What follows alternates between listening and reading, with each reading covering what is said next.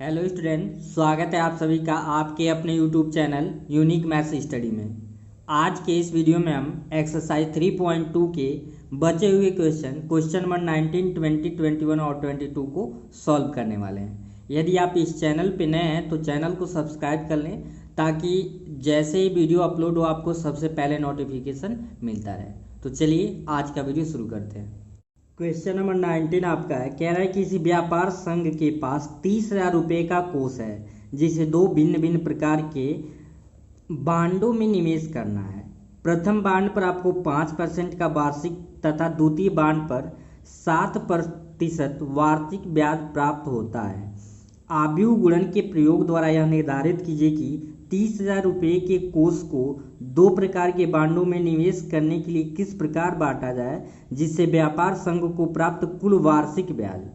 आपको इस 30,000 रुपये को दो ऐसे बांडों में बांटना है कि पहले बांड पे 5% ब्याज है, दूसरे पे 7%। तो ऐसा बांटना है कि एक बार 1,800 रुपये मिले और फिर उसी पैसे को इस प्रकार से बांटना है कि 2,000 रुपये मिले। तो चलते हैं इस क्वेश्चन के सॉल्यूशन की तरफ। तो सबसे पहले क्या करना है, क्वेश्चन नंबर 19 में आपको मान लेना है कि 30,000 रुपये में से x रुपये पहले बांड में हमने लगाया तथा शेष रुपये, जब 30,000 में से x रुपये आपने पहले बांड में लगाया तो दूसरे बांड में कितना बचेगा, 30,000 माइनस x रुपये दूसरे बांड में खर्च किया। अब इसी 30,000 रुपये को मान लिया गया है कि x रुपये एक बांड में लगाया और दूसरे बांड में क्या मान लिया गया कि 30,000 रुपये x। क्यों, ऑब्वियस सी बात है, जब 30,000 में से एक भाग x है तो दूसरा x ही तो 30,000 में से घटेगा। दूसरे बांड में मान लिया गया इतना खर्च किया गया। अब इन्हीं को पहले बांड में इस प्रकार निवेश करना है कि 1,800 ब्याज मिले और दूसरे फिर इन्हीं पैसों को इस प्रकार से निवेश करना है कि 2,000 रुपये ब्याज मिले। और ये भी क्वेश्चन में दे रखा है कि पहले बांड पे 5%, तो 5% को 5 बच्चे हम 100 लिख सकते हैं। और दूसरे बांड में कितने परसेंट का ब्याज है, दूसरे बांड में 7% का ब्याज है। तो 7% को हम 7 बटे क्या लिख सकते हैं, 100। तो पहले हम सॉल्व करेंगे इस क्वेश्चन को 1,800 रुपये ब्याज के लिए। ठीक है, किसके लिए, 1,800 रुपये ब्याज के लिए। ध्यान देंगे तो आव्यूह मेथड से कैसे ये सॉल्व होगा। पहला ये कह रहा है कि एक x है और दूसरा क्या है, दूसरा धन है 30,000 रुपये माइनस यक्स। ठीक है, इसका हम इस प्रकार से मल्टीप्लाई करेंगे। पहला है 5/100 और दूसरा क्या है 7/100। ठीक है, ये आव्यूह विधि से इसको क्या करना है, सॉल्व करना है। और ये किसके इक्वल करेंगे, 1,800 के इक्वल। क्यों, क्योंकि पहला ब्याज हमें इस प्रकार से इस धन को डिवाइड करना है कि 1,800 सिर्फ ला देना है। अब इसे सॉल्व करेंगे पहली पंक्ति का पहले स्तंभ में। इसमें पंक्ति योग की जो संख्या होती है, स्तंभों की संख्या, तो पहली पंक्ति है x का 5/100 में जब मल्टीप्लाई करेंगे तो ये कितना हो जाएगा 5x/100 प्लस 30,000 यानी 30,000 माइनस x का 7 में गुणा करेंगे तो 30,000 माइनस x इंटू 7 बाई क्या हो जाएगा 100 इज इक्वल टू 80। ये क्यों 1,800 के इक्वल किया गया, क्योंकि पहला आपको इस प्रकार से निवेश करना है कि 1,800 ही ब्याज मिले आपको। ठीक है, इसलिए 1,800 के इक्वल किया गया। चूंकि दोनों का हर आपका समान है तो हर का लसक 100 का 100 ही आएगा। इसका गुणा इसमें और इसका गुणा इसमें करते, लेकिन यहाँ पे अंश को वैसे लिख देंगे क्योंकि हर समान है।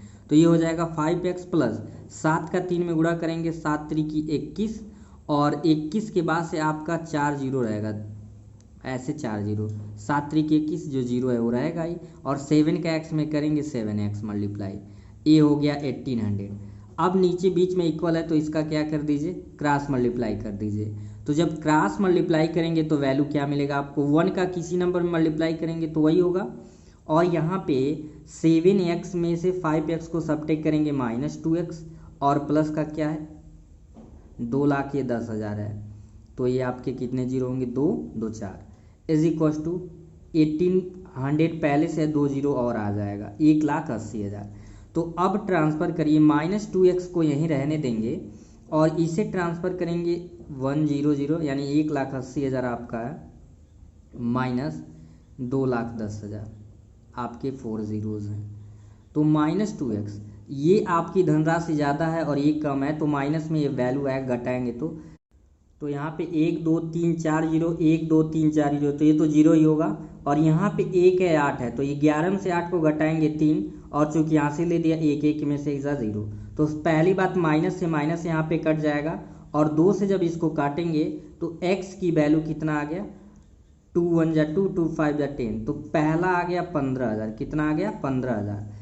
और टोटल धन आपका 30,000 है, तो ये बांड ए यानी पहले बांड में और दूसरे बांड में अगर हम देखें, दूसरे बांड में भी कितनी धनराशि निवेश हुआ है, 30,000 माइनस एक्स, 30,000 माइनस एक्स ही तो माना गया था। तो 30,000 माइनस 15,000 करेंगे, एक्स की वैल्यू 15,000, यानी कि दोनों बांड में समान धनराशि खर्च किया गया था। पहले बांड में भी 15,000 रुपये और दूसरे बांड में भी 15,000 रुपये खर्च किए थे। तो 2,000 ब्याज के लिए भी प्रोसेस वही है, सेम। आपको पता है धनराशि क्या है, पहला यक्स है और दूसरा क्या है 30,000 रुपये माइनस यक्स, ठीक है। और ब्याज दर तो सेम है, ब्याज दर आपके क्या है, सेम है। पहला होगा 5/100 और दूसरा क्या होगा 7/100, मतलब 5% और 7%। अब ये किसके इक्वल होगा, टोटल ब्याज हमको कितना पाना है, 2,000 रुपये पाना है। अब इसी को सिस्टमेटिक सॉल्व करेंगे हम। अब ध्यान देंगे x का 5/100 में करेंगे तो सेम वही 5x/100 और प्लस 30,000 माइनस x का करेंगे तो डायरेक्ट लिखते हैं 2,10,000, ठीक है। और माइनस 7 का x में करेंगे 7x और बट्टे में आपका क्या होगा 100, बराबर ये किसके होगा 2,000 के। यहाँ पे देखेंगे हर समान है तो सेम एज यूजुअल अंश को ऐसे लिख देंगे 5x 2,10,000 और माइनस का आपका 7x हो जाएगा, ये आपका क्या है 2,000 है, ठीक है। अब क्या करिए, क्रॉस मल्टीप्लाई करिए, इसका गुणा इसमें और इसका गुणा इसमें, नीचे यहाँ पे क्या लिख सकते हैं 1। तो ये 5x है माइनस 7x है, तो यहाँ पे क्या बचेगा आपका 2x, ठीक है। और फिर यहाँ पे आप ध्यान देंगे 2,10,000 तो लिखेंगे ही, 7x में से 5 को घटाए माइनस 2x और 2,10,000 और 100 का 2,000 में गुणा कर देंगे, यानी 3 जीरो तो पहले से है, 2 जीरो और आ जाएगा। अब इसी को सॉल्व हम करेंगे, यहाँ पे माइनस 2x को रहने देंगे, ये आपका 2 लाख है और प्लस इधर आएगा 2 लाख, कितना हो जाएगा 10,000 हो जाएगा, ठीक है। अब एज यूजल यहाँ पे माइनस 2x है, ज़्यादा ये है और ये कम है, यानी माइनस में आएगा। 2,10,000 में से 2 लाख को घटाएंगे तो बचेगा आपका 10,000, तो माइनस से माइनस को काट दीजिए और 2 से 10,000 को डिवाइड करेंगे, x की वैल्यू कितना आ जाएगा 5,000। यानी आपको जब ब्याज 2,000 लेना है तो पहले बांड में हमको 5,000 और दूसरे बांड की हम बात करें, दूसरे बांड में कितना पैसा लगा तो 30,000 माइनस एक्स, यानी कि 30,000 और माइनस 5,000, तो यहाँ पे आपका हो जाएगा 25,000 रुपये, ठीक है। तो आई होप ये क्वेश्चन थोड़ा बड़ा था लेकिन आपको अच्छे से समझ आ गया होगा। कोई भी अगर कन्फ्यूजन हो तो एक बार रिपीट करके वीडियो को देख लें या कमेंट सेक्शन में उसको ज़रूर एक बार पूछें, ठीक है। चलते हैं नेक्स्ट क्वेश्चन पे। क्वेश्चन नंबर 20 भी सेम क्वेश्चन नंबर 19 के जैसे ही है। कह रहा है किसी स्कूल की पुस्तकों की दुकान में 10 दर्जन रसायन विज्ञान, 8 दर्जन भौतिक विज्ञान, 10 दर्जन अर्थशास्त्र की पुस्तकें हैं। इन पुस्तकों का विक्रय मूल्य क्रमशः 80 रुपये, 60 रुपये तथा 40 रुपये प्रति पुस्तक है। एक पुस्तक का मूल्य दिया है, ना कि एक दर्जन का। आव्यूह बीजगणित के प्रयोग द्वारा ज्ञात कीजिए कि सभी पुस्तकों को बेचने से दुकान को कुल कितने धनराशि प्राप्त हुई है। तो यहाँ देखेंगे इस क्वेश्चन को, देखिए क्योंकि आपका जो मूल्य दिया है एक पुस्तक का मूल्य दिया है और यहाँ पुस्तकालय में दर्जन के अनुसार क्या कह रहा है, जो दिया है पहले लिख लिया गया है। पुस्तकालय में 10 दर्जन रसायन विज्ञान, 8 दर्जन भौतिक विज्ञान तथा 10 दर्जन अर्थशास्त्र की पुस्तकें हैं। तो इस प्रकार से पुस्तकों की कुल संख्या ये दर्जन में दिया, इसलिए एक दर्जन में हम जानते हैं 12 वस्तुएं होती, इसलिए 12 से गुणा हो जाएगा। तो 12 दाम में 120, 12 बटे 96 और 12 दाम में 120, ये आपके क्या निकले पुस्तकों की संख्या है। तथा यह भी कह रहा है कि पुस्तकों का मूल्य 80 है। 80 किसका है, रसायन विज्ञान की एक पुस्तक का मूल्य। 60 क्या है, भौतिक विज्ञान की एक पुस्तक का मूल्य।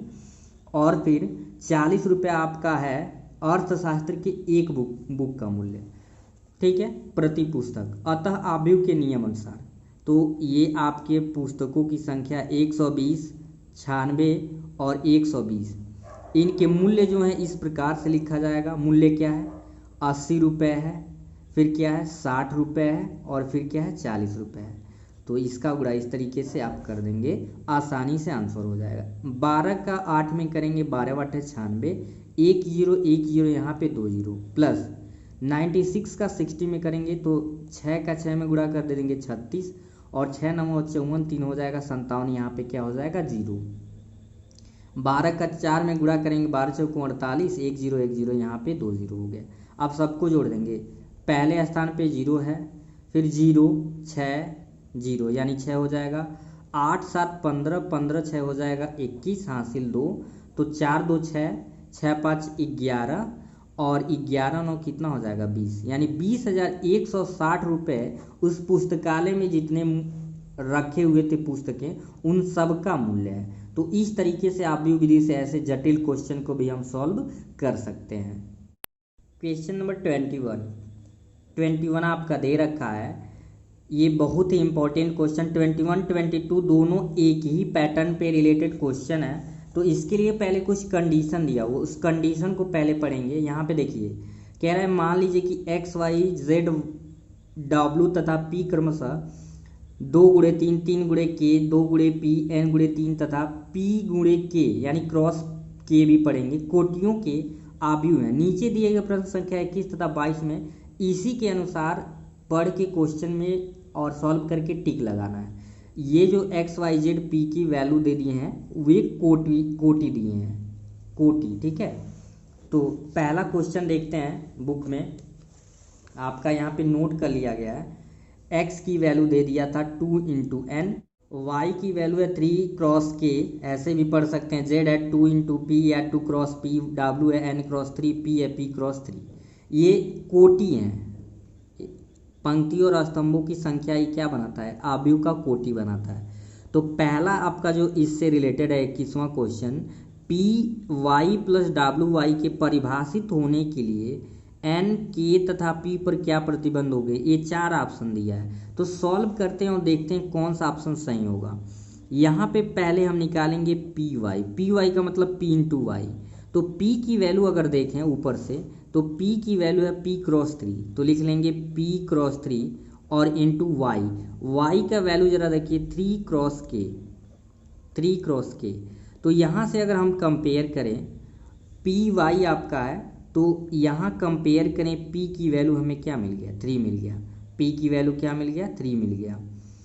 और यहाँ k की वैल्यू भी अगर डिफाइन कर लें तो क्या मिल गया, k की वैल्यू 3 मिल गया। अगर इसी प्रकार से हम w और y देखें तो w आपका क्या है, w आपका है n क्रॉस 3 इंटू वाई की जो वैल्यू दे रखा है 3 क्रॉस k। तो यहाँ से हमें मिल गया n = 3, क्योंकि इसका मल्टीप्लाई इसमें इस तरीके से होता है, और 3 यहाँ फिर k की वैल्यू फिर 3 मिल रहा है। तो इससे क्या मिला कि n की वैल्यू भी 3 है, p की वैल्यू भी 3 है। तो इससे हम कह सकते हैं n = p है, n किसके इक्वल है, p के। तो इस तरीके से ये पहला ऑप्शन मिल रहा है सिर्फ n, क्यों, क्योंकि p की वैल्यू भी 3 है, n की वैल्यू भी 3 है, k3 यानी कि k3 हो गया, और p = n, क्योंकि p भी 3 है n भी 3, यानी कि पहला ऑप्शन इसमें क्या हो जाएगा, सही हो जाएगा। अब इन्हीं वैल्यूज से यानी X Y Z W P के ही वैल्यूज से आपका जो क्वेश्चन नंबर 22 सॉल्व करना है उसे देखते हैं। कह रहा है यदि n = p तो आव्यूह zx - 5z की कोटि है। तो ये तो कंडीशन दे रखा है। zx × 5z देखें तो zx की वैल्यू जो दे रखा है, x की वैल्यू क्या दे रखा है, 2 क्रॉस n दिया है, -5 इंटू z की वैल्यू, ये x की वैल्यू हो गया, और z की वैल्यू जो है 2 क्रॉस p, 2 क्रॉस क्या है, p है। तो ये तो एक कांस्टेंट होता है किसी आव्यूह में हो तो मल्टीप्लाई, लेकिन ये जो 2 क्रॉस n है, 2 क्रॉस p है, ये आपका क्या है, ये उसका ऑर्डर बताता है, यानी उसमें पंक्ति कितने हैं, उसमें स्तंभ कितने हैं।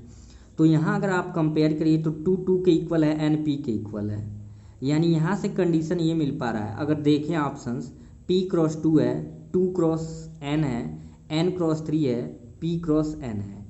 तो यहाँ पे सेकेंड ऑप्शन इसका सही हो जाएगा, क्योंकि 2 2 के इक्वल है np के, तो np तो ऑलरेडी दे रखा है, तो वो कंडीशन हम लेंगे नहीं, यानी ये कंक्लूजन मिल गया कि एन पी के इक्वल है, इसलिए ये हो जाएगा 2x n, इसका ऑप्शन सही हो जाएगा।